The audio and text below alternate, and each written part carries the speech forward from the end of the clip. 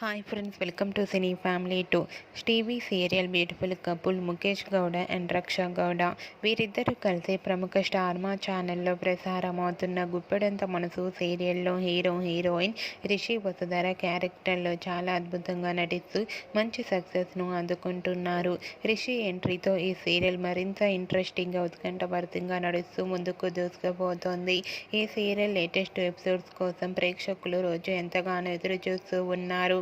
అయితే రీసెంట్గా గుప్పెడంత మనసు serial heroine Rishi Vasudhara shooting location latest ఫొటోస్ను షేర్ చేశారు.